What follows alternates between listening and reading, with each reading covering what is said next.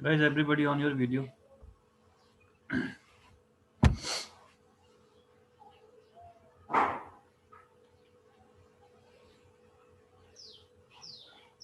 Tonchak Lamu, you can also on your video, please.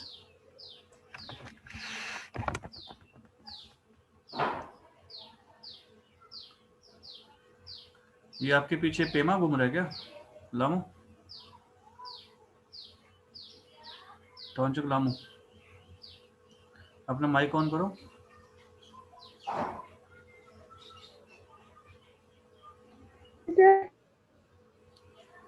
टॉन्चक, आपके पीछे ये पेमा घूम रहा है. पेमा था. जी सर, वॉशरूम गई वो, अभी ज्वाइन करेगा सर. कब करेगा? शाम को. कल आया ना सर, कल आया कंपनी से. ओके गाइस, आज का जो हमारा सब्जेक्ट है वो ह्यूमन रिसोर्स मैनेजमेंट का जो फोर्थ हमारा यूनिट है वो स्टार्ट है. इसके अंदर चल रहा है. इसके अंदर रिक्रूटमेंट और सिलेक्शन को बड़ा ही डिस्क्रिप्टिव वे में हम पढ़ेंगे, इसमें डिस्कस करेंगे. रिक्रूटमेंट और सिलेक्शन आप लोगों ने पहले एक थॉरली वैसे पढ़ा है. इसका फुल फ्लैग जो फॉर्मेटेशंस है वो अब यूनिट 4 के अंदर लेके आए हैं, ह्यूमन रिसोर्स मैनेजमेंट के अंदर. उसके बारे में पढ़ेंगे हम. Pallavi, on your video.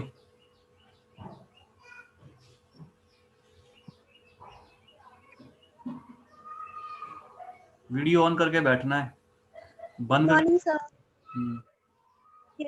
So I am just sharing one PPT with you, human resource management की.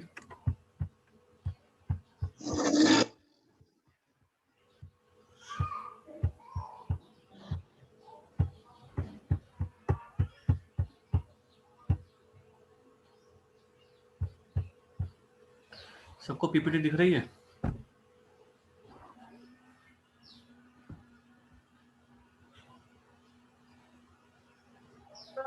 यस सर, दिख रही है. ग्रेट. तो पीपीटी का हमारा हेडिंग ही यही है, रिक्रूटमेंट एंड सिलेक्शन. तो इस पर डिस्कस करते हैं हम लोग.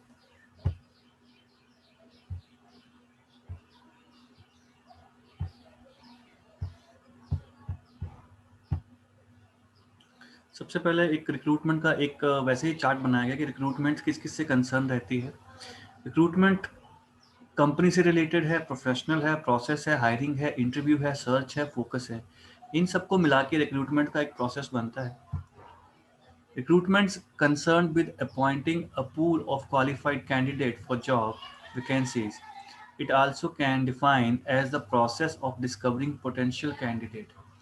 कि रिक्रूटमेंट का मतलब ये है कि जो पोटेंशियल क्वालिफाइड कैंडिडेट्स हैं उनको एक पूल में इकट्ठा करना किसी भी जॉब के लिए. That is called vacancy. जैसे कोई वैकेंसी ओपन हुई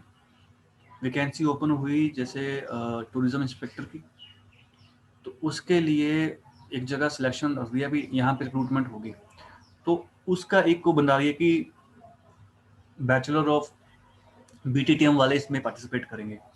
तो जो बीटीटीएम वाले वहाँ पे उसको इंटरव्यू देने आएंगे वहाँ पे, तो वो रिक्रूटमेंट्स का एक पूल है, क्योंकि वहाँ पे सारा पूल इकट्ठा हो रहा है. That is called recruitment. And it also can be defined as the process of discovering potential candidate. In other way, it also can define process of discovering a potential, जो कि potential candidate है उनको उनमें से निकालना, recruitment pool से निकाल के selection pool में लाना. So that is meaning of recruitment. Purpose of recruitments के क्या क्या रहते हैं? To make sure that a large pool of potential candidate generated at least cost. एक ऐसा पूल तैयार करना जिसमें कि नॉर्मल कॉस्ट के अंदर पोटेंशियल कैंडिडेट इकट्ठे हो जाएं, सारे एक पूल में आ जाएं. फिर उनमें से सिलेक्टिव वालों को हम सिलेक्ट करें. रिक्रूटमेंट है कि पोटेंशियल को इकट्ठा कर देना, एक जगह ले आना, सब जगह एक जगह. That is called potential. और second purpose we talking about to eliminate qualified unqualified candidate. Second पे मैं बात कर सकता हूं कि एलिमिनेट करना है किनको? जो अनक्वालिफाइड कैंडिडेट हैं, जो उस परफॉर्मा को वहां तक मैच नहीं कर पाते हैं. Right. That is called to eliminate unqualified candidates. ये रिक्रूटमेंट का पर्पस है. To discover and attract potential candidate. जो पोटेंशियल कैंडिडेट्स हैं उनको अट्रैक्ट करना, उनको निकालना, उनको खोजना उस पूल में से, ये इसका मेन पर्पस है। To help the firm in achieving its employment equity goal by attracting a diverse applicant pool. अपनी फर्म को, अपनी कंपनी के लिए ऐसे पोटेंशियल, ऐसे इंटेलिजेंट एम्प्लॉयज को अट्रैक्ट करना है जिससे कि कंपनी का काम इजीली किया जा सके। तो ये इसके पर्पस हैं। 1 2 3 4 इन 4 पॉइंट में कोई पॉइंट समझ में ना आया हो तो आप मेरे से पूछ सकते हैं, या फिर मैं आगे चलूं।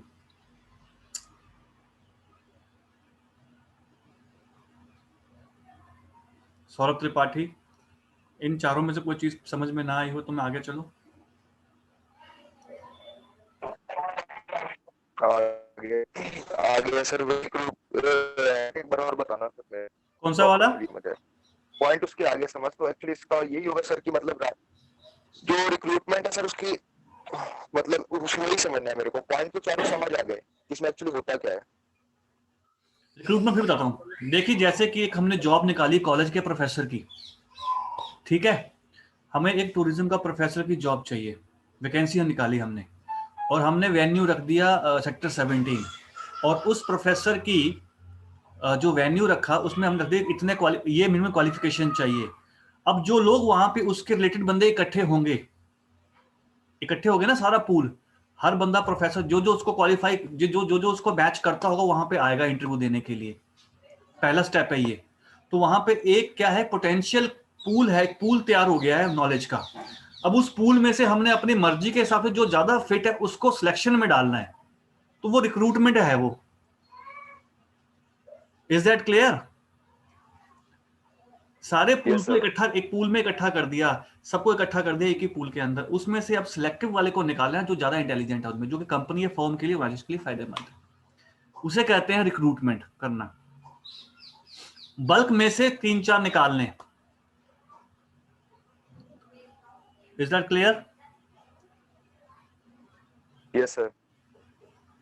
या फिर से समझाऊं? नहीं सर, समझ आ गया। देखिए गाइस, एक बड़ा ही इंटरेस्टिंग चार्ट है ह्यूमन रिसोर्स प्लानिंग के अंदर। प्रोसेस ऑफ रिक्रूटमेंट कैसा रहता है, देखिए कि ह्यूमन रिसोर्स प्लानिंग का ही हिस्सा है। एक्चुअली ह्यूमन रिसोर्स मैनेजमेंट पढ़ रहे हैं, ह्यूमन रिसोर्स प्लानिंग का ही हिस्सा है सारा ये।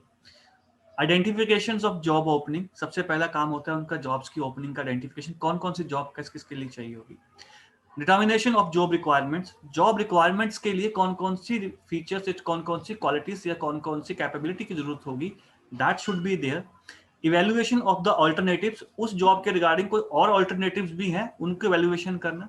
रिक्रूटमेंट्स प्रॉपर करना, इंटरनल सोर्सेज से करो तो इंटरनल मेथड्स के थ्रू पोटेंशियल रिक्रूटमेंट की जाती है, या एक्सटर्नल सोर्सेज से करो तो एक्सटर्नल मेथड से होती है। इंटरनल होता है विद इन कंपनी से ही बंदा लिया, उसे रिक्रूट कर दिया, हायर कर दिया हायर पोजीशन के लिए। एक्सटर्नल होता है कि बाहर के बंदों को, ऑल्टरनेटिव्स को इंटरव्यू का मौका दिया। तो एक ये पूरा चार्ट है।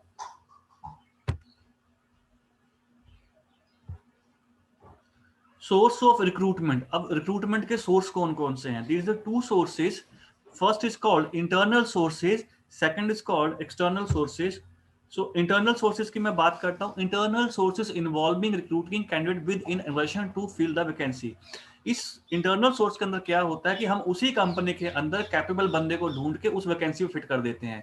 जैसे कि ऑलरेडी बंदा काम कर रहा है उस कंपनी के अंदर एज ए क्लरिकल जॉब के ऊपर, लेकिन इंटरनल सोर्स है मुझे एक असिस्टेंट मैनेजर की जरूरत है, तो बंदे को काम देख के उस वैकेंसी को उसी से फिल करवा देना। Are you getting me? Internal sources कहते हैं उसको, इंटरनल भर्ती जिसको बोलते हैं। Companies fill the position through reference of internal employees और current employees promotion to higher positions. इसके अंदर क्या होता है कि इसके अंदर रेफरिंग और या जो करंट बंदा काम कर रहा है किसी कंपनी के लिए, उसको प्रमोशन के तौर पे उस चीज के लिए उस प्रमोशन के तौर पे उसको वो सीट या वो वैकेंसी दे दी जाती है। It's called internal source of recruitments. Method use in internal recruitments के अंदर क्या आता है? Job positioning and winding, skill inventories और कंप्यूटराइज रिकॉर्ड सिस्टम। इन तीनों के तरीके से उसके रिक्रूटमेंट्स के इंटरनल मेथड्स यूज किए जाते हैं। वो कौन कौन से हैं? Job posting and binding. देखिए, job posting the procedure to inform current employ about existing job openings, generally it is done through the mailing by giving the notice. देखिए, जॉब पोस्टिंग जो होगी वो प्रोसीजर है, जो करंट एम्प्लॉय उसी company के अंदर काम कर रहे हैं उनको इस बात पे एग्जिस्ट करना। गाइस एक मिनट रुकना जरा, just give me moment please, एक मिनट।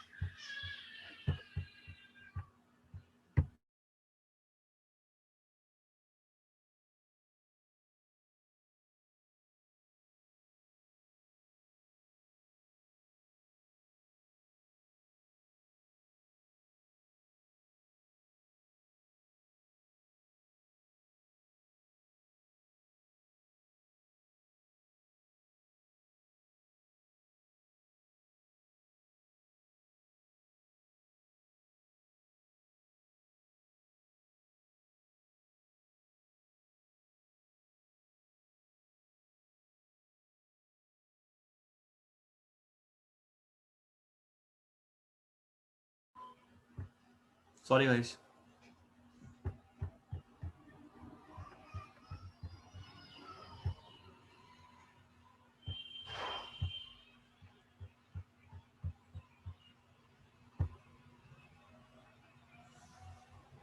दिख रही है पीपीटी?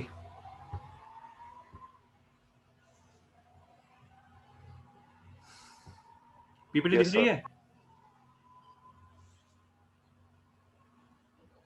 यस सर, दिख रही है। सो गाइस, जब जो जॉब पोस्टिंग की जो बाइंडिंग होती है, जो इंटरनल सोर्सेज का जो मेथड्स हैं, सबसे पहले क्या किया जाता है कि job posting is the procedure to inform current employees about existing job openings, generally it is done through mailing by giving a notice.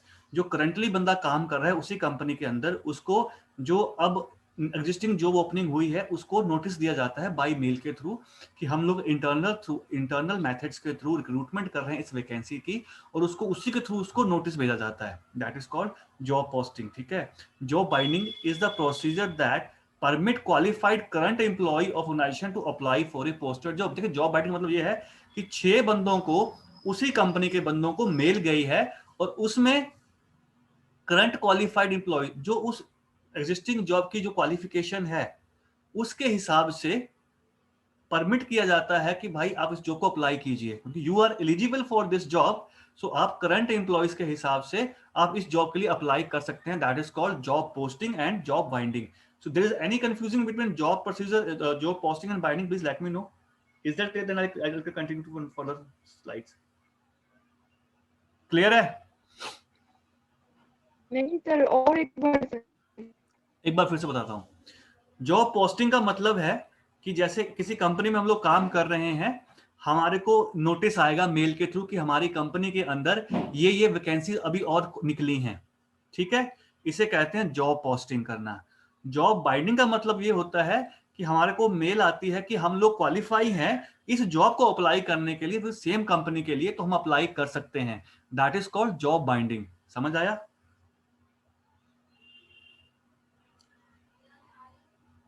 Yes sir.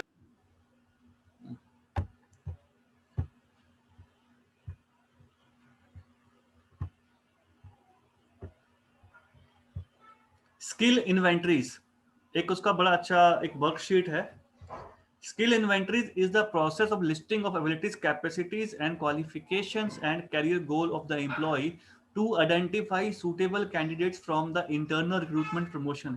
ये एक ऐसा तरीका है जिसके अंदर एक ना वर्कशीट होती है, उसके अंदर पूछा जाता है एम्प्लॉयर का नाम, उसका जॉब टाइटल, उसकी स्किल ट्रेनिंग क्या है, एयर एक्सपीरियंस क्या, एजुकेशन क्या है, फिर उससे पूछते हैं कंपनी के लिए तुम और क्या बनना चाहते हो, तुम कंपनी को कहाँ तक पहुंचाना चाहते हो। उन सबको वो लिख के हर बंदे के व्यूज लेकर कंपनी के लेके फिर वो एचआरएफ डिसाइड करता है कि ये पोटेंशियल बंदा है जो कि स्किल इन्वेंटरी के थ्रू हम इसको इस जॉब के लिए डाल सकते हैं। तो ये भी एक प्रोसेस होता है। Got it? Yes sir. Computerized record system.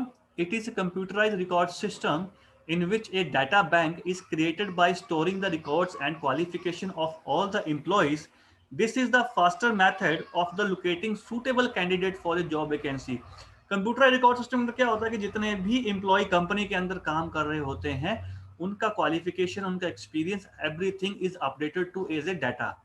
तो जो कोई अब उसी कंपनी की कोई ऐसी कोई ओपनिंग निकल रही है जिसको कि इंटरनल मेथड के थ्रू करना चाहते हैं, तो फटाफट से सिस्टम पे जाके उसी क्वालिफिकेशन को वहां पे डालते हैं, और जो भी एम्प्लॉय काम कर रहा है जिसका भी वहां से डाटा मैच कर जाएगा उसको मेल चली जाएगी कि you are suitable for this job, you can come and apply for this job. ये भी मेथड है इंटरनल तरीके से कंप्यूटराइज रिकॉर्ड सिस्टम से सुटेबल बंदे को काम पे लगाने का, रिक्रूटमेंट करने का।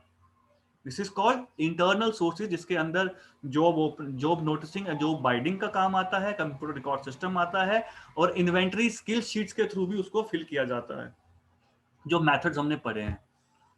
इसके advantage of using internal sources और डिसएडवांटेज की हम बात करते हैं। देखिए गाइस, हर एक किसी चीज का अगर एडवांटेज है तो उसका डिसएडवांटेज भी होता है। सबसे पहला जो उसका एडवांटेज है, जो कि इंटरनल सोर्सेज के, जिसको इंटरनल रिक्रूटमेंट्स की हम बात करते हैं, cheaper and quicker to recruit. सबसे पहला कि ये तरीका बहुत सस्ता है विद इन कंपनी के अंदर, या तो मेल के थ्रू या उनके वर्कशीट के थ्रू, इन्वेंट्रीज के थ्रू या सूटेबल डाटा स्टोर के थ्रू उनको हम क्वालिफाइड बंदे को ढूंढ के उसको उस जॉब के लिए फिल कर देते हैं। एंड क्विकर टू रिकॉर्ड, और फटाफट रिकॉर्ड में उसको ले आते हैं। इट बिल्ड्स मोरल, और इससे क्या होता है, जितने भी ऑर्गेनाइजेशन के बंदे काम कर रहे होते हैं उनका मोरल बड़ा हाई रहता है कि कंपनी के अंदर जॉब प्रमोशंस की बहुत सारी ऑप्शंस आती हैं। क्योंकि जब कोई नई वैकेंसी फिल की जाएगी, जो एग्जिस्टिंग बंदे को वहां पे डाला जाएगा, तो इसका मतलब उस बंदे को बोलेगा कि you are appointed as a promotion as of this job. तो उससे क्या होता है कि बंदे के अंदर मोरल बड़ा हाई रहता है, काम करने की उसकी कैपेबिलिटी, उसकी कैपेसिटी, बहुत ही स्किल्स हाई लेवल पे रहते हैं, और he will feeling very high confident level पे रहता है। उसका मोरल बहुत बिल्ड होता है, क्योंकि बोलता है इस कंपनी में मुझे काम करके I feel very good, nice, because company promotion का मौका भी देती है इंटरनल सोर्सेज के through. Increase loyalty and discipline. Guys, जब कोई भी कंपनी अपने एम्प्लॉयज को ऐसे प्रमोशन कराती है इंटरनल के थ्रू, तो एम्प्लॉयज के तरफ से भी उस कंपनी की या उस ऑर्गेनाइजेशन या उस फर्म के लिए लॉयल्टी ज्यादा बढ़ जाती है, और ज्यादा डिसिप्लिन तरीके से उसके लिए काम करता है कि company have very good suitable records with us, so company is providing us to promote very nice way. So these people, जो बंदे काम करते हैं वो बड़े हाई लेवल पे फिर अच्छे से काम करते हैं, डिसिप्लिन लेवल में काम करते हैं, और कंपनी की तरफ उनका झुकाव ज्यादा हो जाता है। ये तो है इसके एडवांटेज। अब मैं बात करूंगा डिसएडवांटेज के। सो पहला है इसका डिसएडवांटेज, नेपोटिज्म एंड फेवरेटिज्म। देखिए इसके अंदर क्या होगा, इसके अंदर पहला डिसएडवांटेज ये आता है कि इसके अंदर जो जिसके जैसे मैनेजर के कोई खास है उनको पहले मौका मिल जाएगा कि यार ये बंदा मेरा खास है, उसको उस जॉब के लिए डाल दो। ये तो मैं इसका मान सकता हूँ। Limits number of potential applicants. अब चक्कर ये है, कंपनी के अंदर ही जितने बंदे बचे हैं उनमें से ही निकालना है बंदा वैकेंसी के लिए, तो जो पोटेंशियल एप्लीकेंट्स है वो उनकी संख्या कम हो जाती है, जिससे कि क्वालिटी आना बहुत कम हो जाता है। अब एक जगह रिक्रूटमेंट करते हैं एक्सटर्नल सोर्सेज के थ्रू, जहां पे हजारों में बंदे आए हैं पोटेंशियल कैंडिडेट की जगह। एक जगह से हमें 5 बंदों कंपनी के अंदर प्रमोट करने हैं, लेकिन 5 में से 3 चाहिए, लेकिन तीनों की क्वालिफिकेशन के हिसाब से उसी में से एग्जिस्ट करना है। तो जो पोटेंशियल क्वालिटी है उस वैकेंसी के लिए वो लिमिट में हो जाती है, जो कि इसका सेकंड डिसएडवांटेज के रूप में बन के आता है। No new idea can be introduce from the outside. Obviously जो ऑलरेडी काम कर रहा है उसको कंपनी का ऑलरेडी ही पता है, कोई नई क्रिएटिविटी, कोई नई क्रिएशंस, कोई न्यू आइडिया जो कि बाहर का बंदा कोई आकर जब आता है कंपनी के अंदर, वो फॉर्मूला या कुछ भी नए तरीके से कोई क्रिएटिव चीज लगाता है, वो वाली चीज लगनी कम हो जाती है, because people already work in that company, he is just promoted as the fill the vacancy. So the creativity of that mind, it should be very limited, because पहले से ही काम कर रहा है। अगर कोई बंदा किसी जगह से निकल के दूसरी जगह काम करने के लिए जाता है, तो ऑब्वियसली बाहर का बंदा क्या नया आइडिया लेके आ रहा है, कुछ क्रिएटिविटी लेके आ रहा है, वो बहुत मैटर करती है। तो ये इसका थर्ड डिसएडवांटेज है। Creates another vacancy which needs to be filled. देखिए होता क्या है, एक वैकेंसी इसके थ्रू फिल कर दी, लेकिन उसकी वैकेंसी फिर से खाली हो गई है, तो कंपनी के अंदर ही है ना। अब कंपनी के अंदर एक बंदे को क्लैरिकल से उठा के सुपरिटेंडेंट की पोस्ट पे डाल दिया, लेकिन क्लैरिकल वाली पोजीशन भी तो खाली हो गई, फिर उसको फिल करना पड़ेगा। तो ये इसके डिसएडवांटेज हैं। आपको इसके एडवांटेज या आपको इसके डिसएडवांटेज में कोई चीज समझ में नहीं आती है तो आप मेरे से अभी पूछ सकते हैं। Anybody can ask me right way. Saurabh Tripathi, Thanchak Lamu, कोई चीज में पूछना चाहते हो तो आप मेरे से पूछ सकते हैं या आगे करो।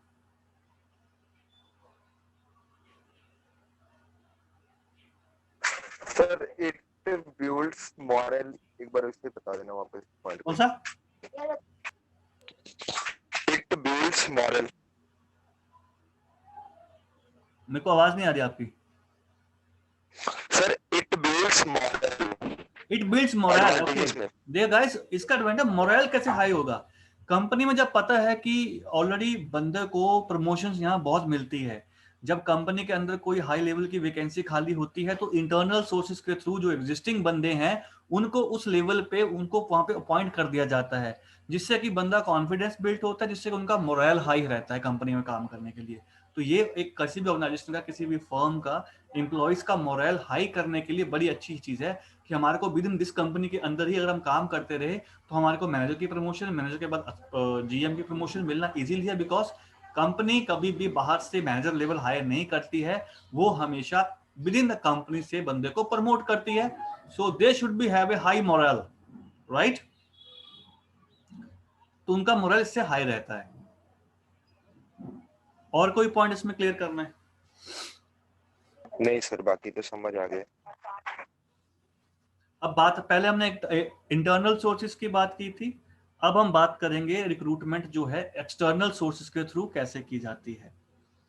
External sources involves recruiting a candidate through reference networks, job portal or buying approaching recruitment agency in order to compete with the other company and increase standard। देखिए एक्सटर्नल सोर्सेज के थ्रू जो रिक्रूटमेंट की जाती है वो reference के through candidate को बुलाया जाता है, नेटवर्क्स के थ्रू बुलाया जाता है, जॉब पोर्टल पे जॉब पोस्टिंग करके बुलाया जाता है, या कोई भी करंट रिक्रूटमेंट एजेंसी है उनको बुलाया जाता है कि हमारे को इतने बंदे चाहिए रिक्रूटमेंट्स के लिए, इस ऑर्डर को पूरा करने के लिए स्टैंडर्ड को इंक्रीज किया जाता है। That is called external sources के थ्रू रिक्रूटमेंट की जाती है, इसे कहते हैं एक्सटर्नल सोर्सेज के थ्रू।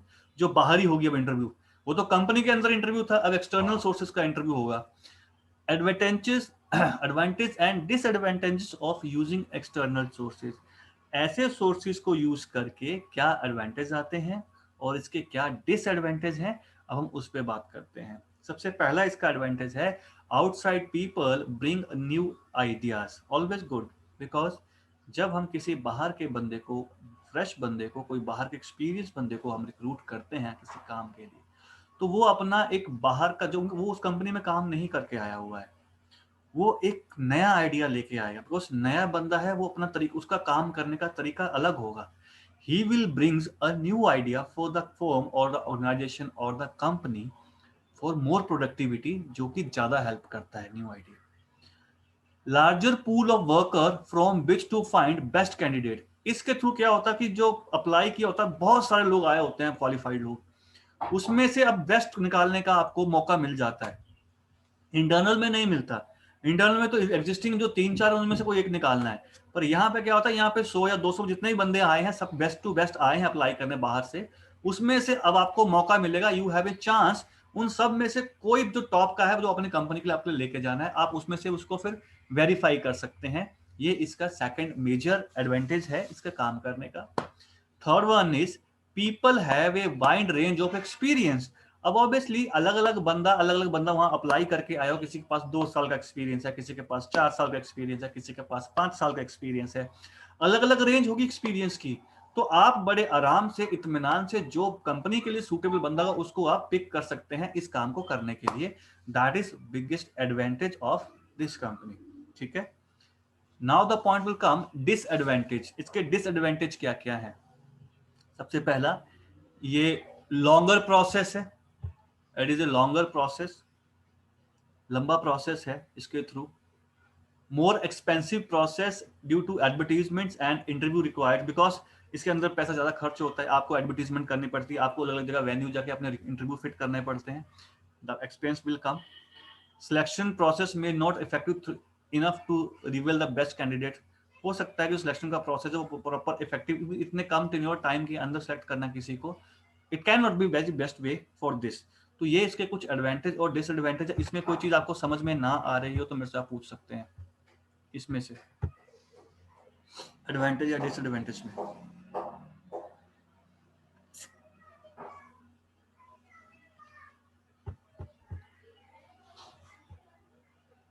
कोई भी पूछ सकता है इसमें से।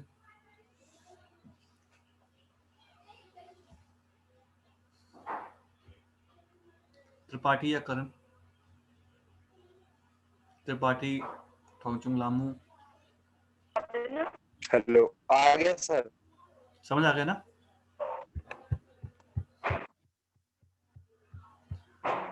Yes sir. करण 11 बजे एंटर कर रहे हो, क्या समझ आया क्लास में?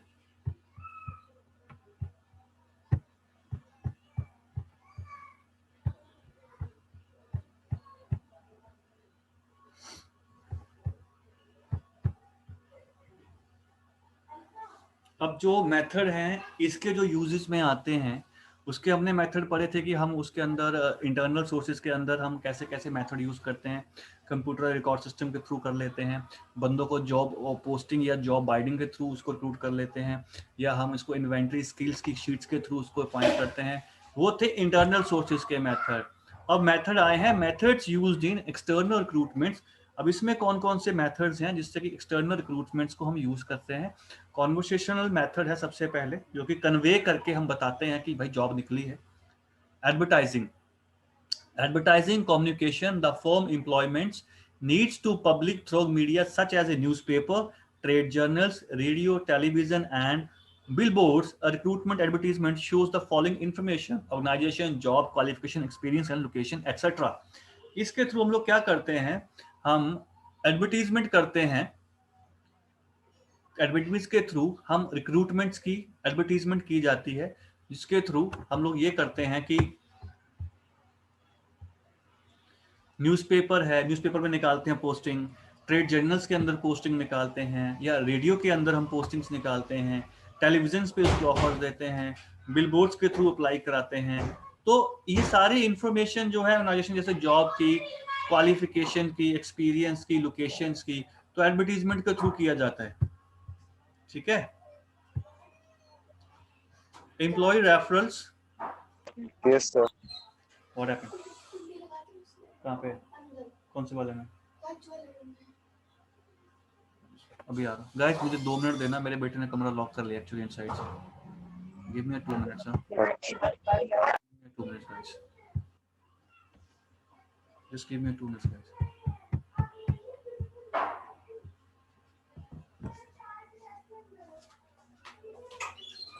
जाने कमरा खोलो बेटे, शिवाय बेटा वो खोलो, उधर उधर उधर से खोलो, चल चल जल्दी खोलो।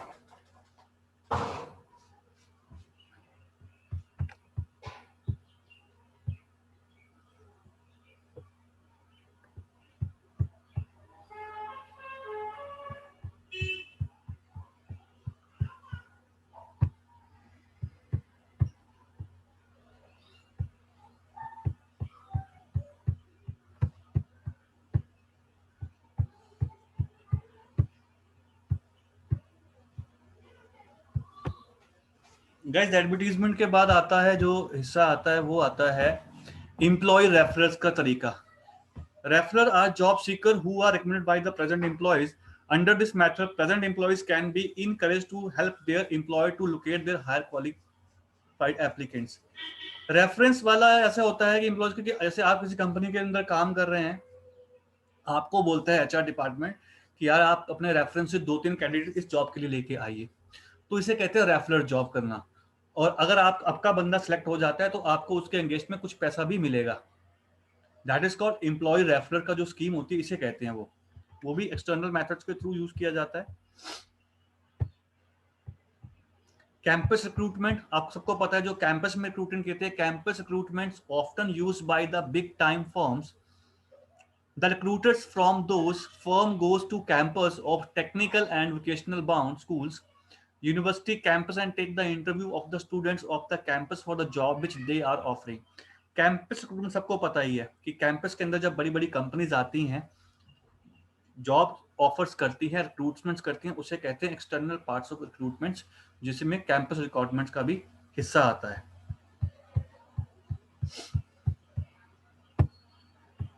Internship, everybody know about the internship. An internship is a special form of recruiting that involves a placing student for a temporary job with no obligation either by the company to hire a study permanently और by the student to accept permanent position with in the firm. देखिए, internship के through भी बंदों को recruit किया जाता है। उसके अंदर कोई ये कंफर्म गारंटी नहीं होती कि ये बंदा जो वहां पे हमने इंटर्नशिप के लिए लाया है इसको परमानेंट यहाँ पे जॉब मिल जाएगी, और ऐसा कोई उनको बाउंड भी नहीं किया जाता है कि आप इसमें काम करना ही पड़ेगा, आप इस काम को नहीं छोड़ सकते हैं। So that is called internship. Internship के थ्रू उनको लगता है कि ये बंदा काम करने में अच्छा सूटेबल है, तो इंटर्नशिप खत्म होने के बाद उसको वही कंपनी ऑफर दे सकती है कि आप you can join as a permanent employee for this company. तो ये भी एक हिस्सा है एक्सटर्नल इसका एडवर्टीजमेंट मेथड्स का टू रिक्रूटमेंट फॉर्म्स के रूप में। फिर कैंपस के बाद ये सब, फिर जॉब फेयर लगते हैं बड़े बड़े। जॉब फेयर आपको पता ही होगा। A job fair is used by a single employer और a ground group of employers to attract a large number of applicants to one location for the interview. देखिए, जॉब फेयर के अंदर क्या होता है, बहुत बड़ा एक फेयर लगाया जाता है जिसके अंदर हो सकता है कि कोई एक ही मालिक हो, उसने लगाया हो, या बहुत सारी 5-6 कंपनियां मिलकर जॉब फेयर निकाल रही हैं और वहां पे अपने अपने काउंटर लगा कर बैठी होती हैं और वहां पे अपना एडवर्टीजमेंट वेन्यू देती हैं कि आप लोग यहाँ पे आइए, हम लोग यहाँ पे इंटरव्यू करेंगे। It is called a job fair, उसमें जॉब फेयर माना जाता है। तो job fair is also part of external affairs. External source of recruitment का हिस्सा होते हैं जॉब फेयर भी।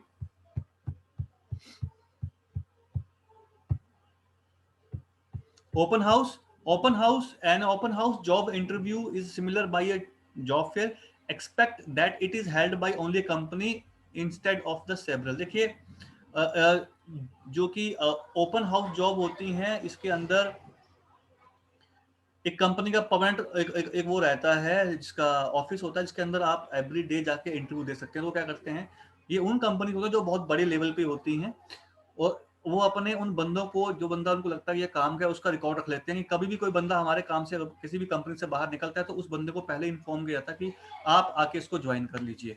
वो पहले में, अब जैसे बोलते हैं कि बल्क में तैयार रखते हैं अपना, कि कोई रिप्लेस करना हो, सो उनके पास रिप्लेसमेंट में इन्वेंट्री है, so they can replace the person. उसे कहते हैं open house.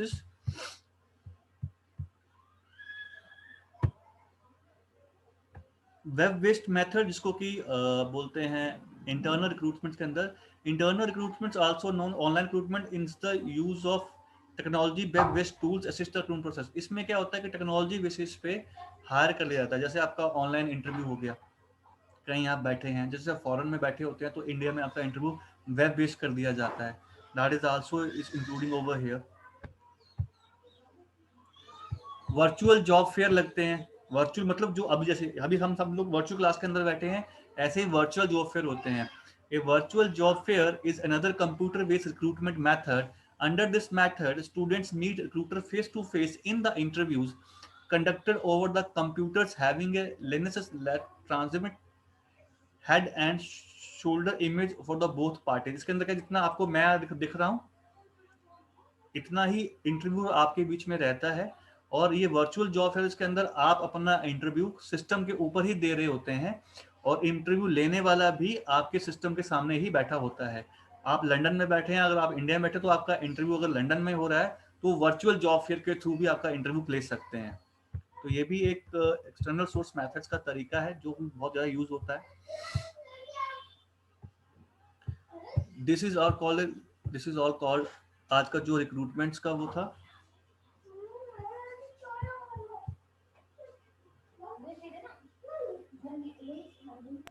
Okay sir. This is for today. देखिए गाइस, जो हमारा आज का डिस्कशन है, जो हमारा यूनिट 4 है ह्यूमन रिसोर्स मैनेजमेंट का, मैं फिर से कह रहा हूँ क्लास को रेगुलर लगवाइए, अदरवाइज समझ कुछ नहीं आने वाला। अब हम यूनिट 4 में एंटर कर गए हम सब सब्जेक्ट के अंदर।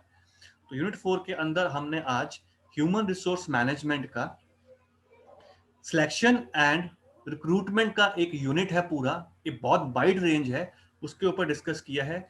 आज हमने रिक्रूटमेंट के ऊपर डिस्कस किया है। नेक्स्ट जब इसका टाइम आएगा तो हम उसकी सिलेक्शन पे काम करेंगे। रिक्रूटमेंट तो समझ में आ गया, इसके साथ में पॉइंट चलता है एज वेल एज सिलेक्शन का।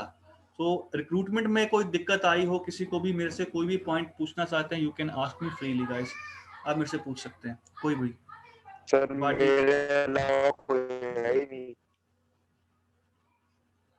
एक तो आपकी आवाज क्लियर नहीं आ रही है, चक्कर क्या है, हेड डाउन है क्या? कह रहा हूँ सर मेरे अलावा कोई है ही नहीं पूछने वाला, इसमें दिख ही नहीं रहा मेरे को। थॉन्चंग लामू इज देयर, थॉन्चंग लामू है उसका, आई थिंक पेमा भी उसके साथ में ही है, पेमा है, और ऊपर से जो शीला थी, शीला नहीं क्या नाम था उसका? सर यार नेटवर्क प्रॉब्लम है इसलिए कुछ पता नहीं लग रहा ना, कुछ नेटवर्क की दिक्कत है ना। आई थिंक पल्लवी थी उसके साथ में, तो पल्लवी तो सिर्फ अटेंडेंस मार के भाग गई है। डोंट वरी, अटेंडेंस ऐसे लगेगी नहीं, अटेंडेंस उसी की लगेगी जिसका अटेंडेंस पूरा, जिसका पूरा कंप्लीट होगा यहाँ पे, उसकी अटेंडेंस लगेगी लेक्चर में। सिर्फ आए पिंक किया भागे वो वाला क्लास नहीं होती है, क्लास इज कम्प्लीटली वो, मैं उसको एब्सेंट ही मार्क करता हूँ जो सिर्फ पिंक करके आते हैं, वो मुझे भी पता है। There is no chance of formalities, पढ़ाई करनी है तो दिल से कीजिए, अदरवाइज कोई प्रॉब्लम नहीं है मेरे को। 2 बच्चे होंगे मैं तब भी पढ़ाऊंगा, 50 बच्चे होंगे तब भी पढ़ाऊंगा मैं। रेगुलर क्लास अटेंड करो गाइस, बिकॉज अभी यूनिट 4 है, फिर बाद में कोई पॉइंट समझ में नहीं आएगा तो बार बार मौका नहीं मिलेगा आपको भी,